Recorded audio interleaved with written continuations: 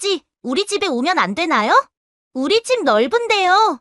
8살 손주 민우의 순수한 한마디가 70세 할아버지 박만수의 마음을 흔들었습니다. 요양원행을 거부한 만수는 충격적인 선택을 합니다. 바로 국민연금 수령을 포기하고 자식들과 함께 살겠다고 선언한 것이죠. 하지만 현실은 달랐습니다. 장남집에서도 차남집에서도 막내집에서도 짐 취급받으며 전전하게 된 만수. 결국 홀연히 사라져버립니다. 그런데 만수가 남긴 철제 상자 속에서 충격적인 비밀이 드러나는데요. 수십 년간 써온 일기장에는 자식들이 전혀 몰랐던 아버지의 진심이 담겨 있었습니다. 과연 뿔뿔이 흩어진 가족이 다시 하나가 될 수 있을까요? 영상 시청 전 구독과 좋아요 눌러주세요. 영상을 제작하는데 큰 힘이 됩니다. 박만수는 원룸 침대에 누워 깁스한 왼팔을 바라봤다. 지난주 횡단보도에서 당한 교통사고였습니다. 상대방 과실이라 치료비는 나왔지만 혼자 사는 몸에 팔 하나 못 쓰니 일상이 엉망이었죠. 화장실 가기도 힘들고 밥 해먹기는 더더욱 어려웠습니다. 70세 나이에 이런 몸이 되니 막막했어요. 휴대폰이 울렸습니다. 장남 진수였어요. 아버지 상태 어떻냐고 묻더군요. 만수는 괜찮다고 했지만 목소리에 힘이 없었습니다. 진수는 며칠 뒤 병원 결과 나오면 얘기하자고 했어요.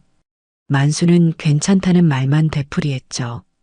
이틀 후 진수가 아내 지연과 함께 찾아왔습니다. 원룸 안을 둘러보던 지연이 혀를 찼어요. 설거지도 안 된 그릇들이 쌓여 있고 쓰레기도 그대로였거든요. 아버지 혼자 계시기엔 너무 위험해 보인다고 지연이 말했습니다. 진수도 고개를 끄덕였어요. 그때 차남 경수와 아내 미숙도 도착했습니다. 경수는 들어서자마자 코를 찌푸렸어요. 냄새가 난다고 했죠. 미숙은 아무 말 없이 부엌 쪽을 바라보더군요.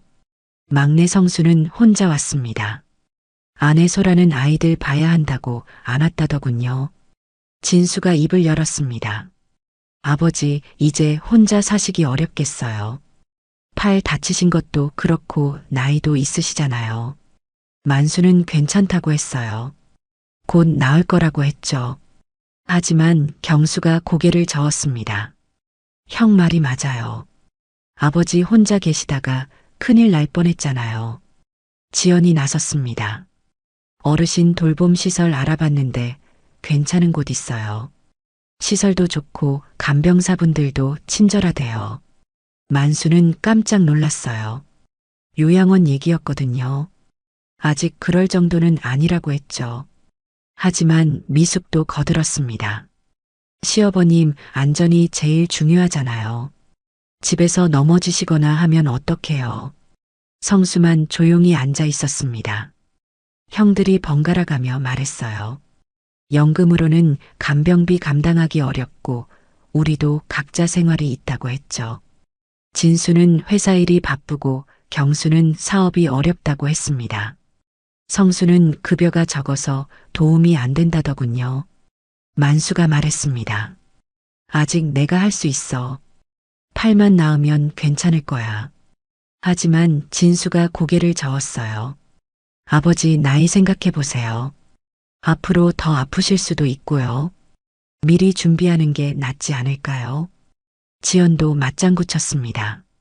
요즘 요양원 정말 좋아요. 프로그램도 많고 친구들도 사귈 수 있고요. 경수가 현실적인 얘기를 꺼냈습니다. 아버지 연금으로는 한계가 있어요. 요양원비 보조받으면 부담도 줄어들고요. 우리가 매달 보태는 것보다 낫죠.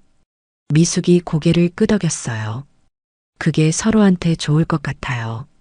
만수는 가슴이 답답했습니다. 자식들이 자신을 짐으로 여기는 게 느껴졌거든요. 그래도 참고 들었어요. 성수가 입을 열었습니다. 형들 말씀도 맞지만 아버지 의견이 제일 중요하잖아요. 아버지는 어떻게 생각하세요? 모든 시선이 만수에게 쏠렸습니다. 만수는 한참 생각했어요. 그리고 말했습니다. 며칠만 생각해 볼게. 너무 갑작스러워서 말이야. 진수가 안절부절했어요. 너무 오래 미루면 안 돼요. 입소대기가 길거든요. 그때 현관문이 열렸습니다. 진수의 아들 민우가 들어왔어요. 할아버지 안녕하세요. 밝은 목소리로 인사했죠. 8살짜리 아이였습니다. 만수는 반가웠어요. 민우야 왔구나. 팔 괜찮으세요? 민우가 깁스를 신기하게 바라봤습니다. 어른들은 계속 요양원 얘기를 했어요. 민우가 갑자기 물었습니다. 할아버지 어디 가세요? 지연이 대답했어요. 할아버지가 더 좋은 곳으로 이사 가시는 거야. 민우가 고개를 갸웃했습니다. 할아버지 집에 오면 안 되나요? 우리 집 넓은데요. 순간 조용해졌습니다. 지연이 당황했어요. 민우야, 그런 게 아니야. 할아버지는 아프시니까 병원 같은 곳에서 계셔야 해. 하지만 민우는 이해하지 못했습니다. 할아버지 많이 아파요? 괜찮아 보이는데요.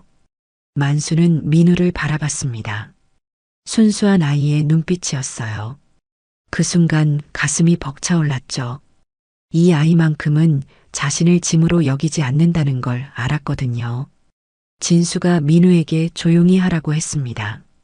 어른들 얘기니까 끼어들지 말라고 했어요. 하지만 민우는 만수에게 다가갔습니다. 할아버지, 우리 집에서 같이 살아요. 엄마 아빠한테 말씀드릴게요. 지연이 급하게 민우를 말렸어요. 그러면 안 돼. 할아버지는 전문적인 돌봄이 필요하시거든. 민우가 이해하지 못하는 표정이었습니다. 경수가 시계를 봤어요. 우리도 가야겠다. 아이들 학원 데려다 줘야 해. 미숙도 일어났습니다. 시어버님, 며칠 더 생각해 보세요. 급한 건 아니니까요. 하지만 표정은 빨리 결정하라는 듯 했어요. 성수가 마지막에 말했습니다. 아버지 편하신 대로 하세요. 우리가 맞춰드릴게요. 하지만 목소리에 확신은 없었어요. 경제적 여건이 빠듯하다는 걸 만수도 알았거든요. 모두 떠나고 만수는 혼자 남았습니다.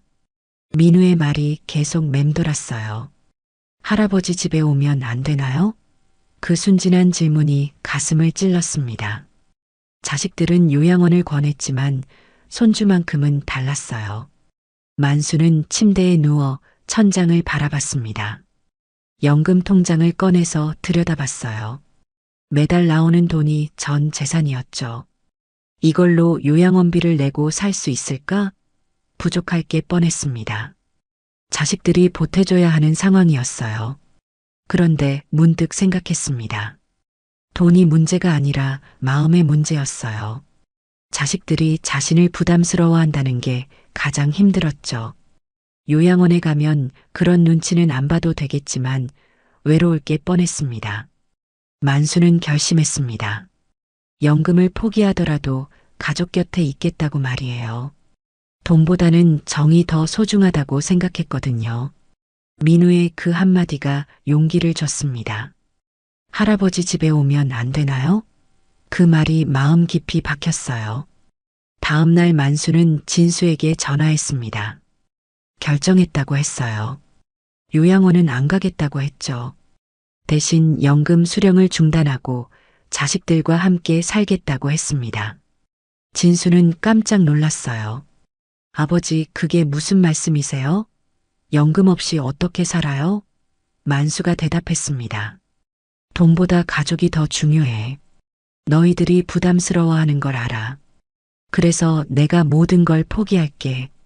대신 가족 곁에만 있게 해달라. 진수는 당황했어요. 그런 식으로 하면 안 되죠.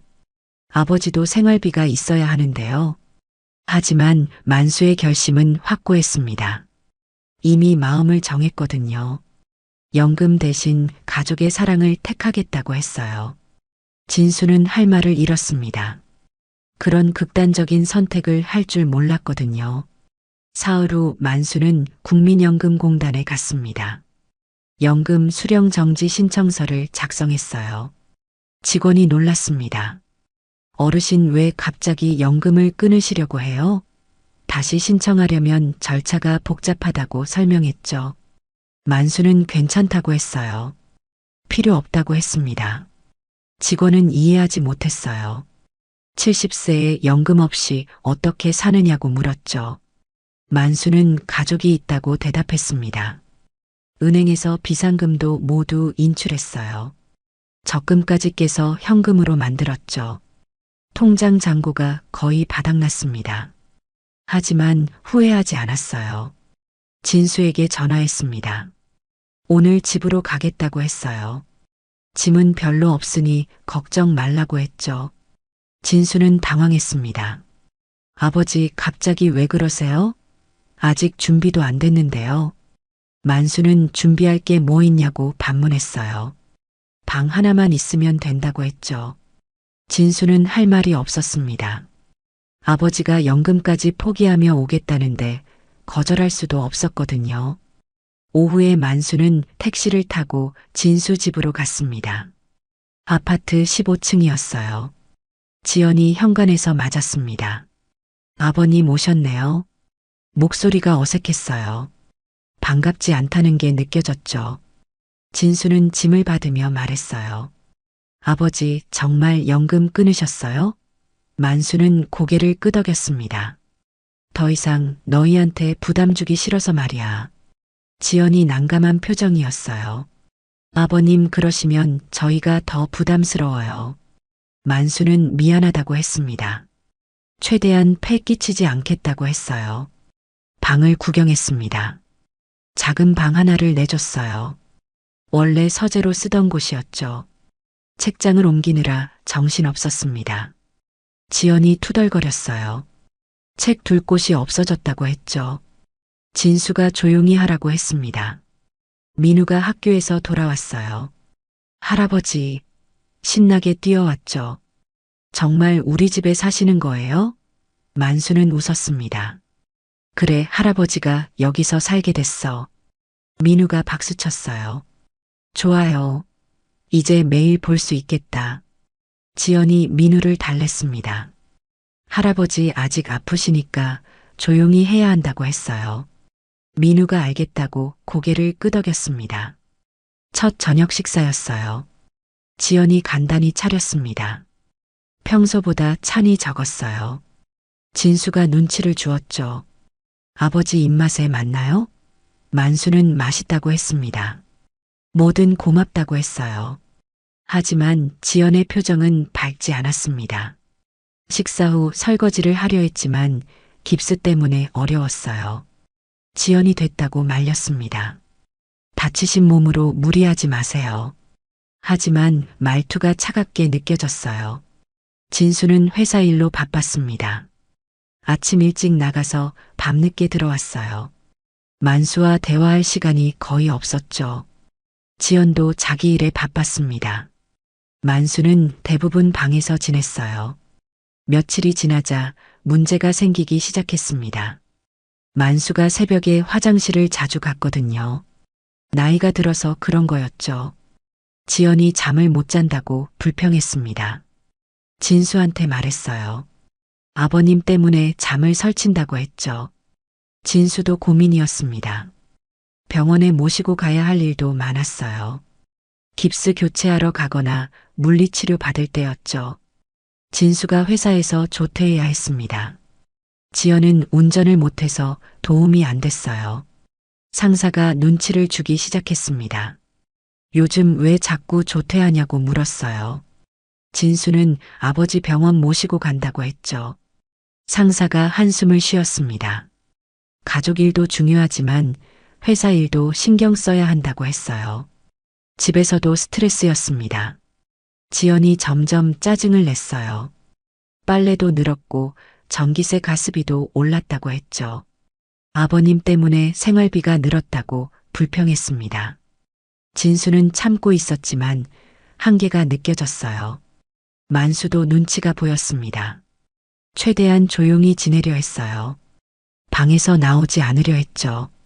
하지만 화장실이나 식사 때는 어쩔 수 없었습니다.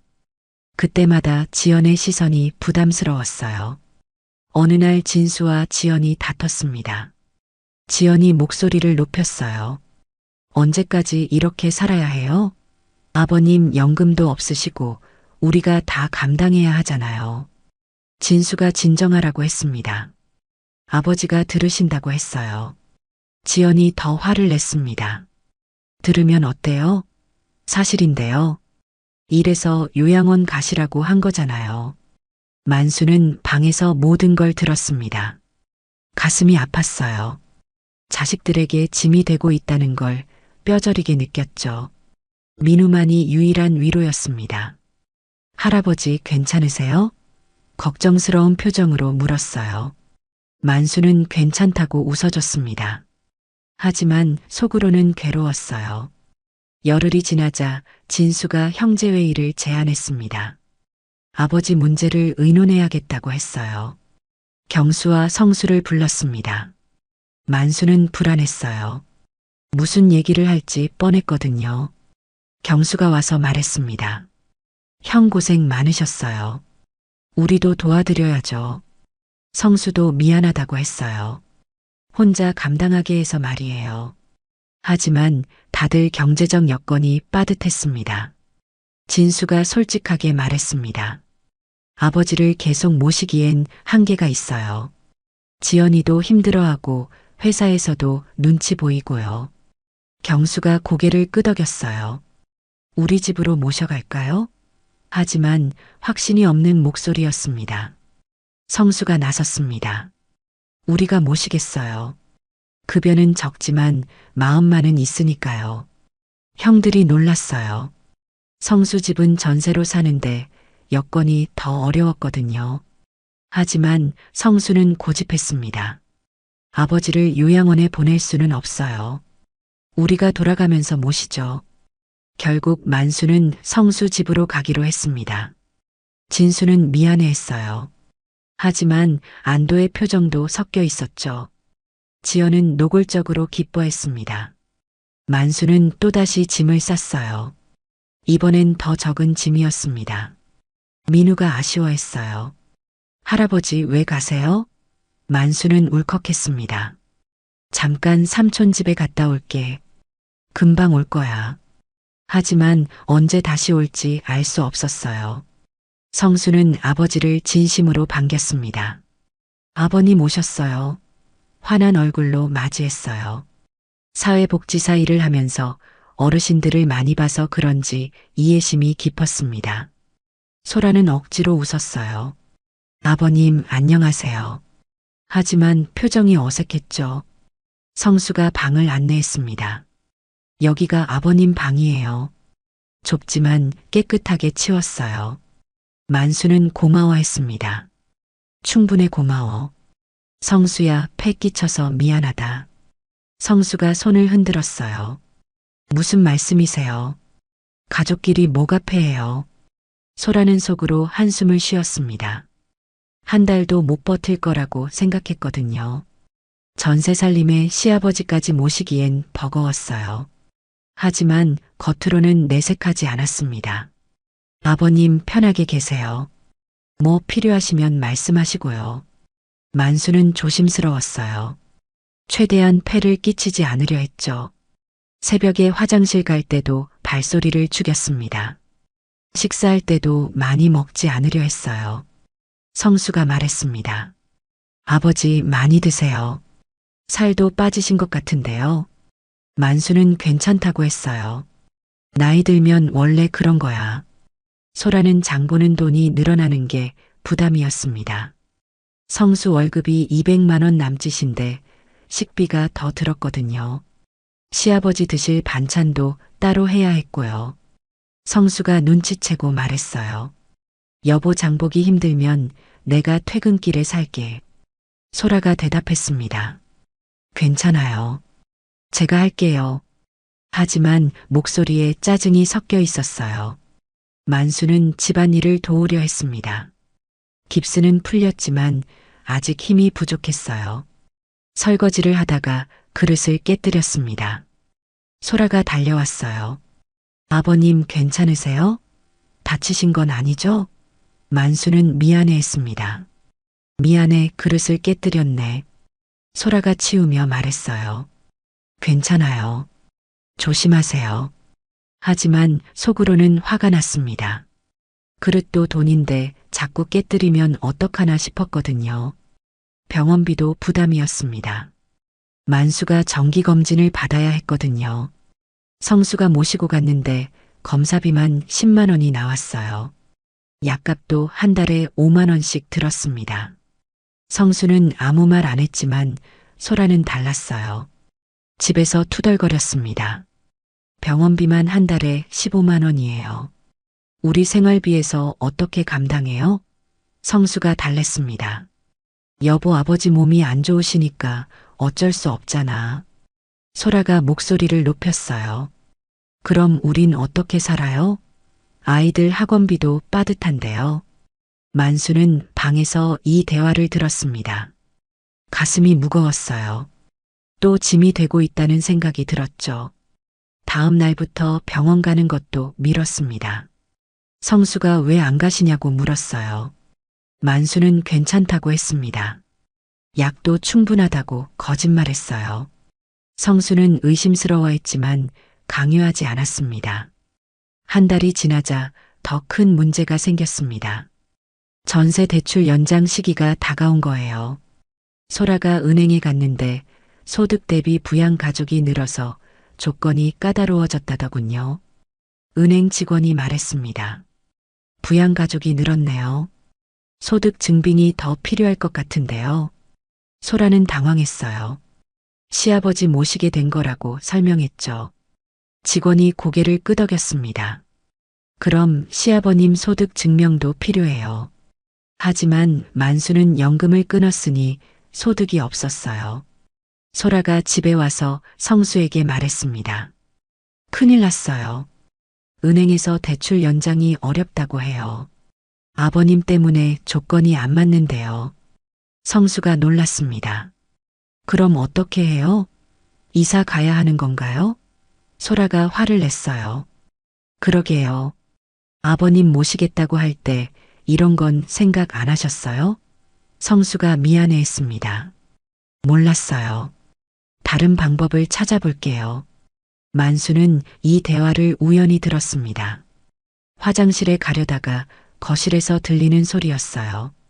아버지 때문에 전세 대출 연장도 못할 뻔했다는 소라의 말이 가슴을 찔렀습니다. 자신 때문에 막내 아들 가정이 위기에 처한 거였어요. 그날 밤 만수는 잠을 못 잤습니다. 침대에 누워 생각에 잠겼어요. 진수 집에서도 짐이었고 이제 성수 집에서도 마찬가지였습니다. 어디를 가도 부담만 된다는 생각이 들었어요. 만수는 옷장 깊숙한 곳에서 낡은 철제 상자를 꺼냈습니다. 오래전부터 간직해온 물건들이 들어 있었어요. 가족 사진들과 아이들 어릴 때 편지, 그리고 일기장이 있었죠. 상자를 열어보니 추억이 주르르 쏟아졌습니다. 아이들이 어렸을 때 쓴 편지들이 있었어요. 아빠 고마워요. 아빠 사랑해요. 그런 글씨들이 눈에 들어왔습니다. 지금은 그런 마음이 남아있을까 싶었어요. 일기장을 펼쳤습니다. 수십 년간 써온 기록들이었어요. 아이들 생일, 입학식, 운동회 같은 날들이 적혀 있었죠. 진수가 처음 걸음마 할 때, 경수가 자전거 탈 때, 성수가 첫 말을 할 때의 기억들이 생생했습니다.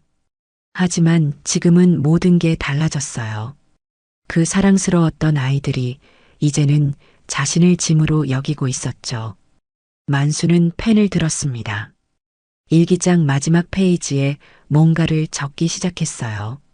며칠 후 성수와 소라가 큰 소리로 다퉜습니다. 소라가 한계라고 소리쳤어요. 더 이상 못 견디겠다고 했죠. 아버님 모시는 건 좋은데 우리 살림이 너무 힘들어졌어요. 성수가 진정하라고 했습니다. 아버지가 들으신다고 했어요. 소라가 더 흥분했습니다. 들으면 어때요? 솔직한 얘기인데요. 우리도 살아야죠. 아이들 생각은 안 하세요? 성수는 할 말이 없었습니다. 아내 말이 틀린 건 아니었거든요. 경제적으로 정말 빠듯했어요. 그동안 참고 있었는데 한계에 다다른 거였습니다. 결국 성수도 지친 표정으로 고개를 숙였어요. 형들한테 다시 얘기해 볼게. 소라가 그제야 목소리를 낮췄습니다. 미안해요. 너무 심하게 말한 것 같네요. 하지만 정말 힘들어요. 만수는 방에서 모든 걸 들었습니다. 더 이상 여기 있을 수 없다는 걸 깨달았어요. 그날 밤 만수는 결심했습니다. 조용히 짐을 쌌어요. 많지 않은 옷가지와 약간의 현금을 챙겼죠. 철제 상자는 그대로 두고 갔습니다. 아침 일찍 성수가 출근하고 소라가 아이들 학교 보낸 사이에 집을 나섰어요. 아무에게도 말하지 않고 조용히 떠났습니다. 소라가 점심때 확인하니 만수가 없었어요. 방에는 철제 상자만 덩그러니 남아 있었죠. 급하게 성수에게 전화했습니다. 여보, 아버님이 안 계세요. 어디 가신 것 같은데요? 성수가 급하게 회사에서 나왔습니다. 아버지가 갑자기 사라졌다는 소라의 전화를 받고 놀란 거예요. 집에 도착하니 진수와 경수도 와 있었습니다. 형들에게 연락했거든요. 진수가 물었어요. 아버지 어디 가셨대? 성수가 고개를 저었습니다. 아침에 출근할 때는 계셨는데요. 소라가 설명했어요. 점심에 보니까 안 계셨어요. 짐도 없어졌고요. 경수가 초조해했습니다. 휴대폰은 왜 안 받으세요? 성수가 대답했어요. 아버지 핸드폰 해지하셨거든요. 연금 끊으실 때 같이요. 진수는 당황했습니다. 그럼 연락할 방법이 없잖아요. 어디로 가셨을까요? 소라가 죄책감에 휩싸였어요. 어젯밤에 제가 너무 심하게 말한 것 같아요. 아버님이 다 들으셨나 봐요. 성수가 달랬습니다. 여보 잘못 아니야. 우리 사정이 어려운 건 사실이잖아. 하지만 소라는 자책했어요. 그래도 너무했어요. 아버님한테 상처 드린 것 같아요. 진수가 방을 둘러봤습니다. 뭔가 남긴 거 없나요? 쪽지라도 있으면 좋을 텐데요. 그때 성수가 침대 밑 철제 상자를 발견했어요. 이건 뭐지? 아버지 물건인 것 같은데. 경수가 다가왔습니다. 열어볼까요? 뭔가 단서가 있을지도 몰라요. 상자를 열자 모두 숨을 멈췄습니다. 오래된 사진들이 가득했거든요. 아이들 어릴 때 사진들, 가족여행 사진들, 학교 행사 사진들이 정성스럽게 보관되어 있었어요. 진수가 사진 한 장을 들었습니다. 자신의 초등학교 운동회 사진이었어요. 아버지가 카메라를 들고 열심히 찍어주던 모습이 떠올랐죠. 경수도 사진을 봤습니다. 자전거 배우던 날 사진이었어요. 아버지가 뒤에서 자전거를 잡아주던 기억이 났습니다. 성수는 자신의 졸업식 사진을 발견했어요. 아버지가 환하게 웃고 있는 모습이었죠. 그때 진수가 일기장을 찾았습니다. 낡은 공책이었어요. 첫 페이지를 펼치니 1985년부터 시작됐더군요. 진수가 읽기 시작했습니다. 1985년 3월 2일. 진수가 오늘 초등학교에 입학했다. 너무 자랑스러웠다. 작은 교복을 입고 가방을 메고 가는 뒷모습이 장하더라. 목소리가 떨렸어요. 계속 읽었습니다. 1987년 5월 15일. 경수가 자전거를 혼자 탔다. 넘어질까봐 걱정했는데 씩씩하게 달리더라. 우리 둘째도 이제 다 컸구나. 경수의 눈이 촉촉해졌습니다. 성수도 자신 이야기를 찾았어요. 1990년 12월 25일. 성수가 산타 할아버지가 있냐고 물었다. 없다고 하면 실망할까봐 있다고 했더니 신나하더라. 아이들 웃는 모습이 최고다. 소라가 뒤에서 보며 놀랐습니다. 이렇게 자세히 기록해 두셨네요. 아이들 생일마다 챙기시고 학교 행사도 빠뜨리지 않으셨어요. 진수가 페이지를 넘겼습니다. 1992년 10월 10일. 진수 중학교 운동회. 끝까지 남아서 봤다. 1등은 못했지만 열심히 뛰는 모습이 기특했다. 집에 와서 고생했다고 등을 쓸어줬더니 좋아하더라. 진수는 그때를 기억했어요. 친구들 부모는 일찍 가셨는데 아버지만 끝까지 남아 계셨던 거였죠. 당시엔 당연하게 생각했는데 지금 보니 고마운 일이었습니다. 경수가 자기 대학 합격 이야기를 찾았어요. 1995년 11월 24일. 경수가 대학에 합격했다고 전화 왔다. 너무 기뻐서 소주 한잔 했다. 우리 아들이 대학생이라니 믿어지지 않는다. 자랑스럽다. 경수는 울컥했습니다. 그때 아버지가 얼마나 기뻐하셨는지 생각났거든요. 동네방네 자랑하고 다니셨던 모습이 떠올랐어요. 성수의 결혼 이야기도 있었습니다. 2010년 4월 3일. 성수가 결혼했다. 며느리가 착해 보인다. 우리 막내가 좋은 사람 만나서 다행이다. 소라를 보는 눈이 따뜻했던 게 기억났어요. 소라가 눈물을 훔쳤습니다. 처음엔 어색했는데 시아버님이 진심으로 반겨주셨던 거였어요. 손주들 이야기는 더 자세했습니다. 2012년 9월 15일. 민우가 처음 걸었다. 할아버지라고 부르며 내게 왔다. 이 세상에 이보다 더 행복한 일이 있을까? 진수가 읽으며 목이 맸어요.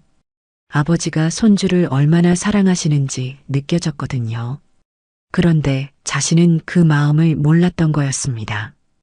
일기장 마지막 페이지에 최근 글이 있었어요. 성수가 읽었습니다. 2025년 8월 30일. 아이들이 나를 짐으로 여긴다. 마음이 아프다. 하지만 이해한다. 나도 부담이 되고 싶지 않다.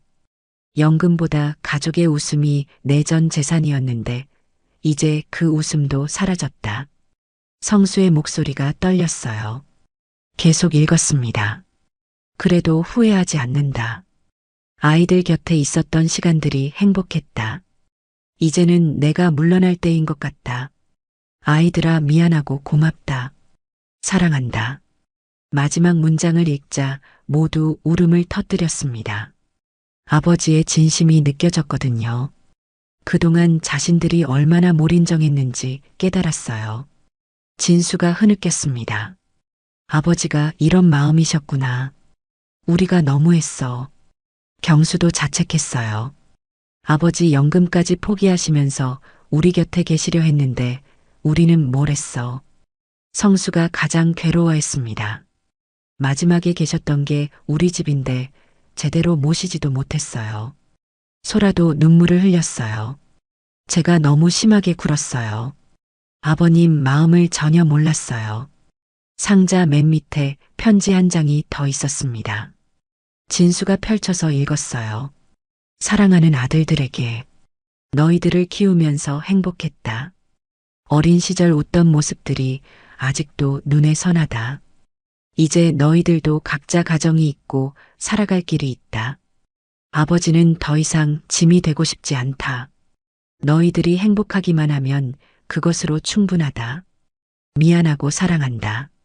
편지를 다 읽자 형제들은 서로 부둥켜 안고 울었습니다. 그동안 아버지께 얼마나 죄송한 일을 했는지 뼈저리게 느꼈어요. 진수가 말했습니다. 아버지를 찾아야 해. 어디 계시든 찾아서 사과드려야 해. 경수와 성수도 고개를 끄덕였어요. 이제라도 늦지 않았다고 생각했죠. 아버지를 찾아서 진심으로 모시겠다고 다짐했습니다.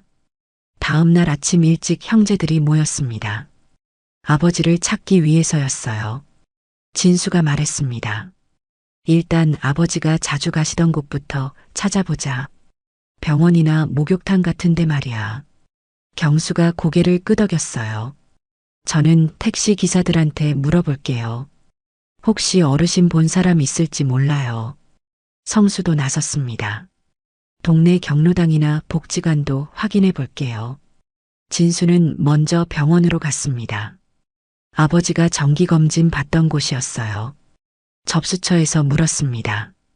박만수라는 분 오셨나요? 70세 어르신인데요. 간호사가 차트를 확인했어요. 어제 오셨었는데요. 오후 2시쯤이었어요. 진수가 놀랐습니다. 정말요? 어떤 상태셨어요? 간호사가 말했습니다. 평소보다 말씀이 적으셨어요. 처방전 받고 바로 가셨어요. 어디로 가시는지는 모르겠네요. 진수는 실마리를 찾았다고 생각했어요. 어제 오후 2시에 병원에 계셨다는 거였죠. 그 후에 어디로 가셨을까요? 경수는 택시 정류장으로 갔습니다. 기사들에게 일일이 물어봤어요. 어제 70세 어르신 태우신 분 계세요? 키 작고 마른 분인데요. 몇 명째 물어보니 한 기사가 기억한다고 했습니다. 아, 그분 맞나? 시골 쪽으로 가자고 하시던데요. 경수가 급하게 물었어요. 어느 시골이요? 충청도 쪽이었나? 기사가 고개를 끄덕였습니다. 맞아요. 충청도 어디더라. 정확한 지명은 기억 안 나는데 한참 들어가더라고요. 1시간 넘게 걸렸던 것 같아요. 경수는 희망을 품었어요. 아버지가 충청도로 가셨다는 확실한 증언을 얻은 거였죠. 성수는 동네 경로당을 뒤졌습니다. 관장님께 물어봤어요. 박만수 어르신 보셨나요? 어제나 오늘 오신 적 있나요? 관장이 고개를 저었습니다. 요즘 잘 안 오셨어요. 1달 전부터 못 봤네요. 그 전에는 자주 오셨는데 말이에요. 성수가 실망했어요. 하지만 포기하지 않았습니다. 복지관도 가봤지만 마찬가지였어요. 아버지 소식을 아는 사람이 없었습니다. 저녁에 형제들이 다시 모였습니다. 진수가 먼저 보고했어요. 병원에서 어제 오후 2시에 보셨대. 그 후로는 행적이 없어. 경수가 말했습니다. 택시기사가 증언했어요. 충청도 시골로 가셨다고 해요. 1시간 넘게 걸리는 곳이라더군요. 성수가 고개를 갸웃했어요. 충청도요? 아버지가 거기 아는 분이 계신가? 진수가 생각해 봤습니다. 친구분이나 친척 계시나? 우리가 모르는 분일 수도 있고. 경수도 기억을 되짚어 봤어요. 아버지가 충청도 얘기하신 적 있나? 성수가 갑자기 무릎을 쳤습니다. 아, 송노인. 형들이 놀랐어요. 송노인이 누구야? 성수가 설명했습니다. 예전에 아버지가 말씀하셨어요. 젊었을 때 같이 일하신 분이라고. 충청도에 혼자 사신다고 했거든요. 진수가 기억을 더듬었어요. 아, 맞다. 옛날에 그런 얘기 하신 적 있어. 송뭐더라? 성수가 대답했습니다. 송영철 할아버지예요. 아버지보다 10살 정도 위이신 것 같아요. 경수가 물었어요. 그분 주소 알아? 어디 사시는지 알면 찾아갈 텐데. 성수가 고개를 저었습니다. 정확한 주소는 모르겠어요. 충청도 어디 산골이라고만 들었어요. 진수가 답답해했어요. 그럼 어떻게 찾아? 충청도가 얼마나 넓은데. 경수도 한숨을 쉬었습니다. 바늘 구멍 찾기네. 다른 방법은 없을까? 그때 성수가 뭔가 떠올랐어요. 잠깐만요. 아버지 옛날 주소록 있지 않을까요? 예전에 연락처 적어두신 거 말이에요. 진수가 고개를 끄덕였습니다. 그래, 찾아보자. 아버지 방에 뭔가 있을 거야. 셋이 다시 성수 집으로 갔습니다. 아버지가 쓰시던 방을 뒤졌어요. 책상 서랍부터 살펴봤습니다. 성수가 오래된 수첩을 찾았어요. 이거 주소록 같은데요. 펼쳐보니 손글씨로 빼곡히 적혀 있었습니다. 경수가 시옷자 부분을 찾았어요. 송영철 있다. 여기 있어. 진수와 성수가 달려왔습니다. 주소가 뭐라고 되어 있어? 경수가 읽었습니다. 충청남도 금산군 어디더라. 글씨가 흐려서 잘 안 보이네. 성수가 자세히 봤어요. 금산군 추부면인 것 같아요. 번지수는 잘 안 보이고요. 진수가 말했습니다. 일단 금상구는 확실하네. 가서 물어보면 될 거야. 시골이니까 다들 아실 거야. 경수가 걱정했어요. 그래도 넓을 텐데. 송영철이라는 분이 몇 명일지도 모르고. 성수가 격려했습니다. 그래도 가봐야죠. 다른 방법이 없잖아요. 진수가 결심했습니다. 내일 아침 일찍 출발하자. 회사에 휴가 내고 갈게. 경수도 동의했어요. 나도 가게 문 닫고 갈게. 아버지 찾는 게 우선이야. 성수가 고마워했습니다. 형들 고맙네요. 셋이 함께 가면 더 빨리 찾을 수 있을 거예요. 그날 밤 모두 잠을 설쳤습니다. 아버지가 무사하실지 걱정됐거든요. 나이 많으신 분이 혼자서 어떻게 지내실까 싶었어요. 다음 날 새벽 6시에 출발했습니다. 진수가 운전했어요. 고속도로를 달리며 모두 말이 없었습니다. 각자 아버지 생각에 잠겨 있었어요. 2시간 만에 금산군에 도착했습니다.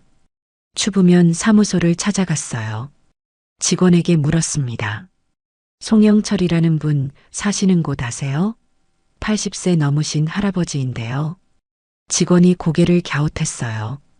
송영철요? 이 동네에 몇 분 계신데 어느 분을 찾으시는지. 성수가 설명했습니다. 혼자 사시고 옛날에 교사하셨던 분이에요. 직원이 아하더군요. 아, 그분이시라면 산 쪽에 사세요. 폐가 같은 집에서 혼자 지내시는데요. 진수가 급하게 물었습니다. 주소 좀 알려주세요. 정확한 위치를 알고 싶어요. 직원이 지도를 그려줬어요. 여기서 20분 정도 들어가시면 돼요. 길이 좀 험하니까 조심하세요. 경수가 고마워했습니다. 감사합니다.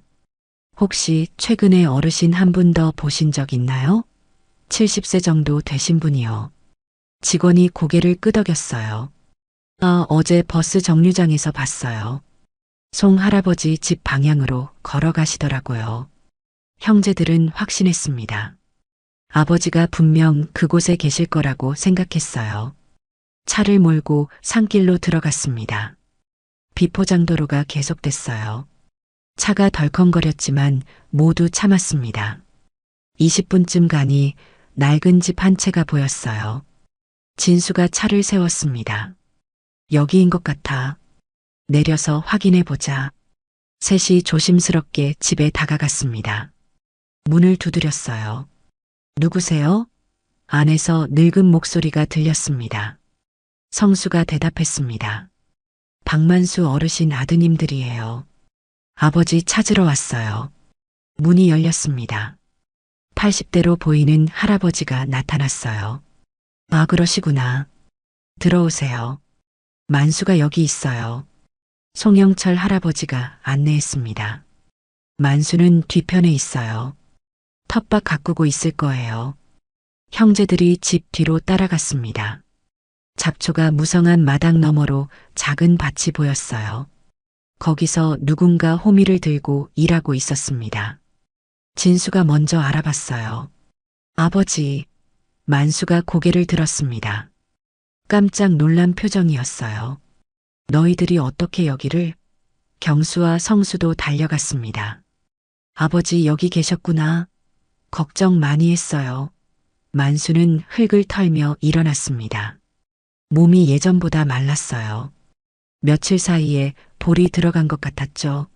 하지만 얼굴색은 오히려 좋아 보였습니다. 왜 찾아왔어? 너희들 각자 바쁜 일 있잖아. 진수가 다가가며 말했습니다. 아버지 걱정돼서 어떻게 가만히 있어요. 갑자기 사라지시면 어떡해요.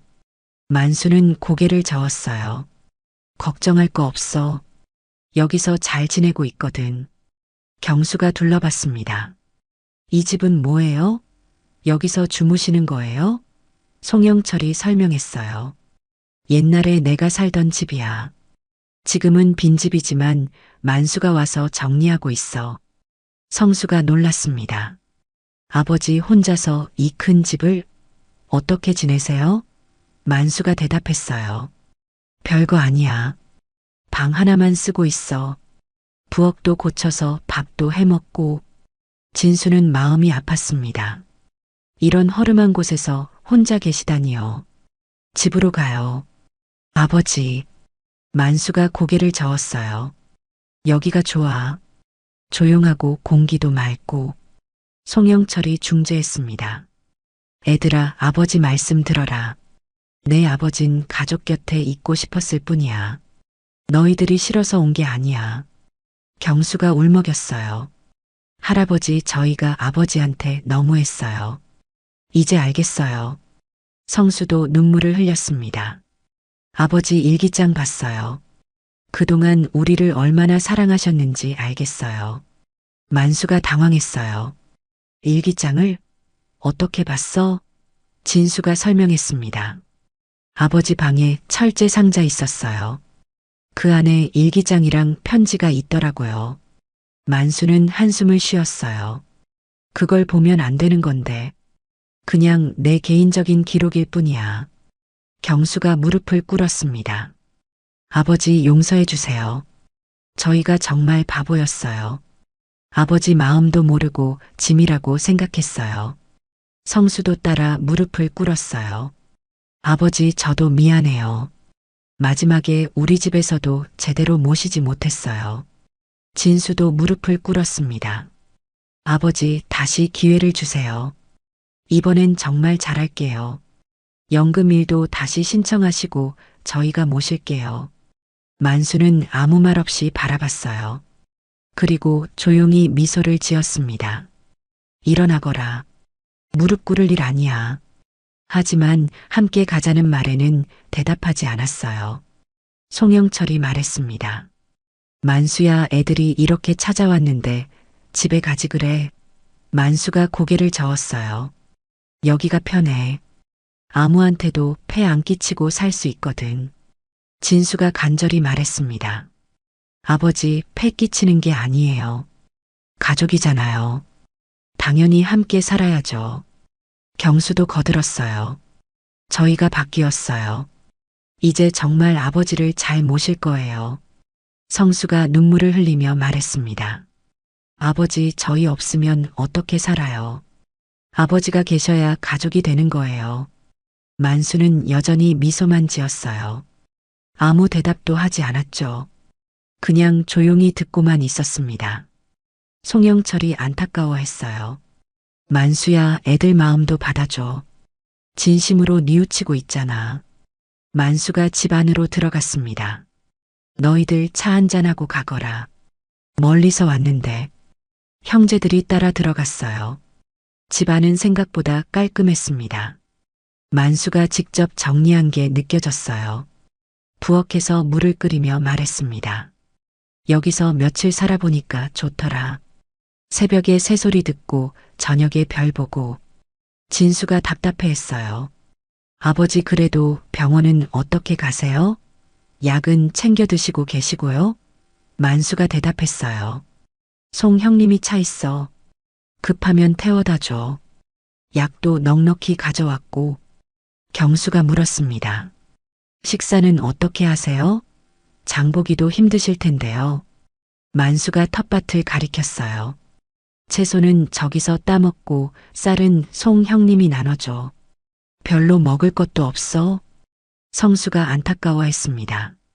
그래도 이런 곳에서 혼자 계시면 외로우시잖아요. 만수는 고개를 저었어요. 전혀 안 외로워. 오히려 마음이 편해. 아무한테도 눈치 안 보고 살 수 있거든. 차를 끓여서 내오며 만수가 말했습니다. 너희들도 이제 편하게 살아. 아버지 걱정 말고 각자 가정만 챙겨. 진수가 간절히 말했어요. 아버지, 그런 말씀 마세요. 저희가 아버지 없으면 어떻게 살아요? 경수도 고개를 끄덕였습니다. 맞아요. 아버지가 계셔야 우리가 진짜 가족이에요. 성수가 울먹이며 말했어요. 아버지, 제발 돌아가요. 이번엔 정말 달라질게요. 만수는 여전히 조용했습니다. 그냥 차만 마시고 계셨어요. 아무 대답도 하지 않았죠. 잠시 후 만수가 일어났습니다. 방으로 들어가더니 뭔가를 가져왔어요. 새 액자였습니다. 벽에 걸린 낡은 가족사진 옆에 그 액자를 걸었어요. 액자 안에는 글씨가 적혀 있었습니다. 이제는 내가 아니라 너희가 선택할 차례다. 진수가 그 글을 읽고 물었어요. 아버지, 이게 무슨 뜻이에요? 만수가 대답했어요. 글자 그대로야. 이제 너희들이 정말 가족이 되고 싶은지 선택해야 해. 경수가 당황했습니다. 저희 선택은 정해져 있어요. 아버지와 함께 살고 싶어요. 성수도 간절히 말했어요. 아버지, 저희 진심이에요. 정말 달라졌어요. 만수는 미소만 지었습니다. 그리고 조용히 말했어요. 그럼 증명해봐라. 말이 아니라 행동으로. 송영철이 한숨을 쉬었어요. 만수야, 너무 고집 부리지 마. 애들이 이렇게 찾아왔잖아. 만수가 고개를 저었어요. 형님, 이해해 주세요. 한번 상처받은 마음이 쉽게 낫지 않아요. 진수가 마지막으로 말했습니다. 아버지, 저희가 어떻게 하면 될까요? 뭘 하면 믿어주실까요? 만수는 창밖을 바라보며 대답했어요. 너희들이 알아서 해. 내가 시키는 대로 하면 진심이 아니잖아. 형제들은 할 말을 잃었습니다.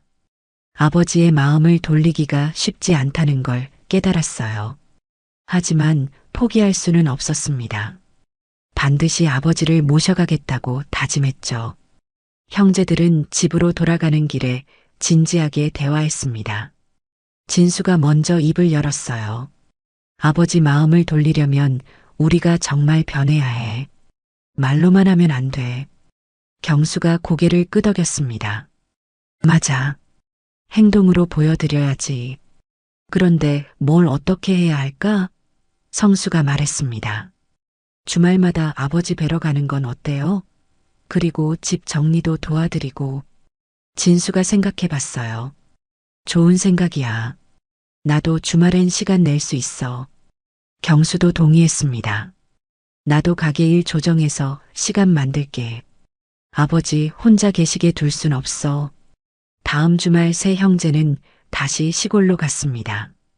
이번엔 가족들도 함께 왔어요. 지영과 민우, 미숙과 아이들, 소라와 성수 자녀들까지 모두 왔습니다. 만수는 놀랐어요. 너희들이 다 왔네? 민우가 뛰어가며 안겼습니다. 할아버지, 보고 싶었어요. 만수는 웃었어요. 오랜만에 진짜 웃음이었죠. 민우야, 컸네. 많이 컸어. 지연이 다가와서 말했습니다. 아버님, 죄송해요. 그동안 제가 너무했어요. 만수가 손을 흔들었어요. 됐어. 다 지난 일이야. 미숙도 고개를 숙였습니다. 시아버님, 저도 미안해요. 앞으로는 정말 잘할게요. 소라는 눈물을 흘렸어요. 아버님, 제가 제일 나빴어요. 용서해 주세요. 만수는 며느리들을 차례로 바라봤습니다. 그리고 조용히 말했어요. 고마워. 솔직하게 말해줘서. 진수가 집안을 둘러봤습니다. 아버지, 이 집 너무 낡았어요. 고쳐드릴게요. 만수가 말렸어요. 괜찮어. 살만해. 경수가 나섰습니다. 아니에요. 겨울 되면 춥잖아요. 보일러라도 고쳐드려야죠. 성수도 거들었어요. 지붕도 새는 것 같던데 그것도 수리해드릴게요. 만수는 마지못해 허락했습니다. 너희들이 그러고 싶다면 해라. 하지만 돈 많이 들이지는 마라. 그날부터 형제들은 매주 시골집에 왔습니다. 진수는 회사에 재택근무를 신청했어요. 승진 기회를 포기하는 일이었지만 후회하지 않았습니다. 상사가 물었어요. 정말 재택으로 전환할 거야? 승진 심사에서 불리할 텐데. 진수가 대답했습니다. 괜찮아요. 가족이 더 중요해요. 경수는 적자에 시달리던 식당을 정리했습니다. 아내 미숙이 말렸어요. 정말 문 닫을 거예요? 다시 시작하기 힘들 텐데. 경수가 말했습니다. 아버지 모시는 게 우선이야. 돈은 나중에 벌면 돼. 식당을 처분해서 나온 돈으로 시골집을 수리했어요. 지붕도 고치고 보일러도 새로 달았습니다. 성수는 사회복지사 경험을 살려서 집 주변을 정리했어요. 텃밭 옆에 작은 놀이터를 만들었죠. 손주들이 할아버지와 함께 놀 수 있도록 말이에요. 처음엔 시골 생활이 어색했습니다. 지연이 불평했어요. 화장실도 불편하고 벌레도 많고 어떻게 여기서 살아요? 진수가 달랬습니다. 조금씩 적응하자. 아버지를 위해서 참아야지. 미숙도 마찬가지였어요. 마트도 멀고 인터넷도 느리고 불편한 게 한두 개가 아니에요. 경수가 말했습니다. 우리가 맞춰가야지. 아버지가 여기서 편하시다고 하잖아. 소라는 아이들 걱정을 했어요. 학교는 어떻게 해요? 친구들도 다 도시에 있는데. 성수가 설득했습니다. 주말에만 오는 거니까 괜찮을 거야. 아이들도 자연에서 뛰어놀면 좋잖아. 송영철이 중재 역할을 했습니다. 애들아, 처음엔 다 어려워. 천천히 적응하면 돼. 만수도 처음엔 어색해 했거든. 만수는 가족들이 자주 오는 걸 지켜봤어요. 진심인지 아닌지 확인하려 했죠. 하지만 시간이 지날수록 변화가 보였습니다. 진수는 정말 재택근무를 하며 시간을 냈어요. 화상회의를 하면서도 만수를 챙겼죠. 아버지 약 드셨어요? 밥은 챙겨 드시고요. 경수는 식당 정리한 돈으로 생활비를 지원했습니다. 아버지 용돈이에요. 필요한 거 있으면 사세요. 만수가 사양했어요. 돈은 너희가 써라. 나는 필요한 게 없어. 하지만 경수는 고집했습니다. 받으세요. 저희 마음이에요. 성수는 텃밭 관리를 도왔어요. 아버지와 함께 채소를 심고 물을 줬죠. 요즘 상추가 잘 자라네요. 김치 담글 배추도 심어볼까요? 만수가 웃었습니다. 그래, 좋은 생각이야. 배추김치 오랜만에 담가보자. 손주들이 와서 놀 때가 제일 즐거웠어요. 민우가 할아버지 손을 잡고 텃밭을 돌아다녔죠. 할아버지, 이 토마토 따도 돼요? 만수가 허락했습니다. 그래, 따서 먹어봐. 달콤할 거야. 다른 손주들도 할아버지를 따랐어. 할아버지, 이것도 가르쳐 주세요. 만수는 아이들과 시간 보내는 게 행복했습니다. 며느리들도 서서히 변했어요. 지연은 만수가 좋아하는 음식을 직접 해왔습니다. 아버님, 잔치국수 끓여왔어요. 좋아하신다고 들었거든요. 미숙은 만수의 옷을 챙겨왔어요. 시아버님, 겨울옷이 필요하실 것 같아서요. 사이즈 맞나 확인해 보세요. 소라는 만수와 긴 대화를 나눴습니다. 아버님, 제가 정말 죄송해요. 그때 너무 모질게 굴었어요. 만수가 손을 흔들었어요. 다 이해해. 너희들도 어려웠을 거야. 몇 달이 지나자 시골집에 웃음소리가 가득했습니다.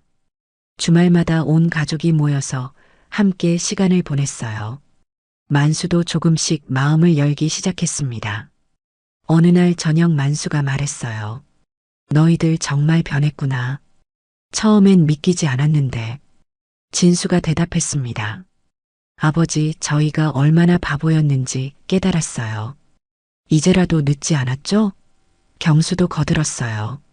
앞으로는 정말 잘할게요. 아버지 곁에서 계속 지낼 거예요. 성수가 말했습니다. 아버지, 이제 함께 살아요. 여기서든 도시에서든 상관없어요. 만수는 한참 생각했습니다. 그리고 조용히 말했어요. 조금 더 지켜보자. 너희들이 정말 진심인지 확인하고 싶어. 송영철이 옆에서 말했습니다. 만수야, 애들이 이렇게 노력하는데 마음을 열어줘. 만수가 웃었어요. 형님, 조급하게 생각하지 마세요. 좋은 일은 천천히 되는 거예요. 그날 밤 만수는 오랜만에 편안하게 잠들었습니다. 가족들의 진심이 조금씩 전해지고 있었거든요. 6개월이 지난 어느 날 만수가 중대한 결정을 내렸습니다. 진수에게 전화를 걸었어요. 진수야, 너희들이 정말 변한 것 같다. 이제 믿어도 될 것 같아. 진수가 기뻤습니다. 아버지, 정말요? 그럼 이제 함께 살 수 있는 건가요? 만수가 웃으며 대답했어요. 그런데 조건이 있어. 나는 여기서 살고 싶어. 이 집이 좋거든. 진수가 당황했습니다. 아버지, 여기서요? 그럼 저희가 어떻게 해요? 만수가 말했어요. 너희들이 여기로 오면 되잖아. 물론 쉽지 않겠지만 말이야. 진수는 망설였어요. 회사도 있고 아이 학교도 있고. 하지만 만수가 말했습니다. 억지로 하라는 건 아니야. 너희들이 정말 가족이 되고 싶다면 방법을 찾겠지. 그날 저녁 형제들이 긴급 회의를 했습니다. 진수가 말했어요. 아버지가 여기서 살자고 하셨어. 우리더러 이사 오라고. 경수가 고민했습니다. 솔직히 어려워. 도시 생활 정리하고 시골로 오는 게 쉬운 일이 아니잖아. 성수가 의견을 말했어요. 하지만 해볼 만하지 않나요? 아버지 마음을 돌린 건데. 진수가 현실적인 얘기를 했어요. 일자리는 어떻게 해? 아이들 교육은? 경수도 걱정이 많았습니다. 나는 사업을 접었으니까 그렇다 쳐도 형은 회사 그만둬야 하는 거 아니야? 하지만 그들은 결심했습니다. 아버지를 위해서라면 무엇이든 할 수 있다고 생각했거든요. 며느리들도 설득했어요. 처음엔 반대가 심했습니다. 지연이 말했어요. 여기로 이사 오라고요? 아이 학교는 어떻게 해요? 미숙도 걱정했습니다. 생활비는 어떻게 마련해요? 여기서 할 수 있는 일이 있나요? 소라는 이미 각오가 되어 있었어요. 괜찮아요. 아버님을 위해서라면 할 수 있어요. 결국 모두 동의했습니다. 시간이 걸리더라도 시골로 이주하기로 한 거예요. 진수는 회사에 사직서를 냈습니다. 상사가 만류했어요. 정말 그만둘 거야? 다시 생각해봐. 진수가 고개를 저었습니다. 결정했어요. 가족이 더 중요해요.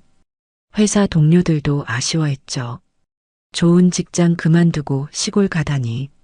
하지만 진수는 후회하지 않았어요. 경수는 새로운 사업을 구상했습니다. 시골에서 할 수 있는 일을 찾았어요. 농산물 온라인 판매였죠. 미숙이 걱정했습니다. 정말 될까요? 경수가 자신 있게 말했어요. 해보자. 요즘 시골 농산물 인기 많잖아. 성수는 지역 복지관으로 정근을 신청했습니다. 다행히 받아들여졌어요.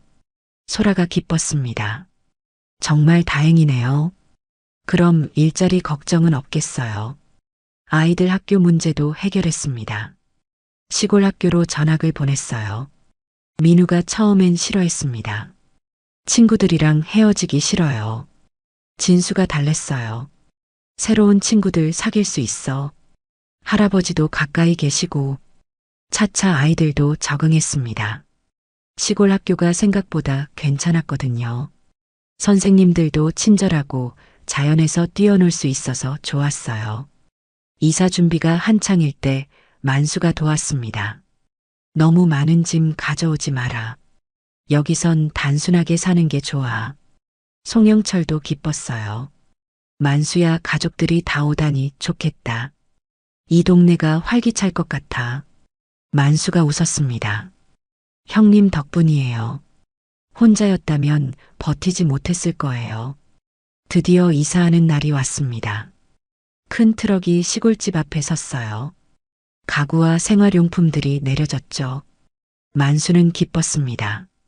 이제 정말 가족이 함께 사는구나. 집을 크게 확장했어요. 방도 늘리고 거실도 넓혔죠. 텃밭도 더 크게 만들었습니다. 가족이 많아졌으니까 채소도 많이 필요했거든요. 벽에는 새로 찍은 가족 사진을 걸었어요. 모두 환하게 웃고 있는 모습이었죠. 만수의 일기장은 작은 전시 코너가 되었습니다. 성수가 제안한 거였어요. 아버지가 쓰신 일기를 액자에 넣어서 걸어두자고 했죠. 가족의 역사를 기념하는 공간으로 만든 거예요. 만수는 여전히 연금 없이 살았습니다. 하지만 전혀 부족하지 않았어요. 가족들이 모든 걸 챙겨줬거든요. 진수가 말했어요. 아버지 연금 다시 신청하실까요? 만수가 고개를 저었습니다. 필요 없어. 너희들이 있는데 뭐가 부족해? 텃밭에는 사계절 꽃과 채소가 자랐습니다. 봄에는 상추와 시금치, 여름에는 토마토와 오이, 가을에는 배추와 물을 심었어요. 손주들이 할아버지와 함께 농사 짓는 걸 좋아했습니다. 시골집은 점차 마을의 중심이 되었어요.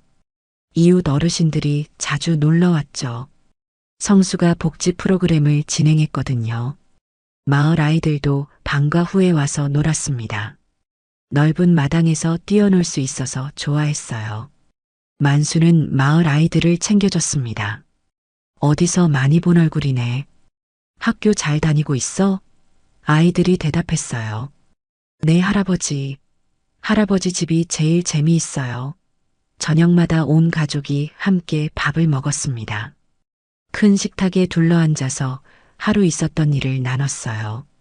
만수가 제일 행복해했습니다. 이런 게 진짜 가족이지. 돈으로 살 수 없는 거야. 진수가 고개를 끄덕였어요. 맞아요, 아버지. 저희도 이제 알겠어요. 경수도 말했습니다. 여기 와서 살아보니까 도시에서 뭘 그렇게 바쁘게 살았나 싶어요. 성수는 감사했어요. 아버지 덕분에 진짜 가족이 뭔지 배웠어요. 어느 날 만수가 새 일기를 썼습니다. 2026년 3월 15일. 아이들이 모두 시골로 왔다.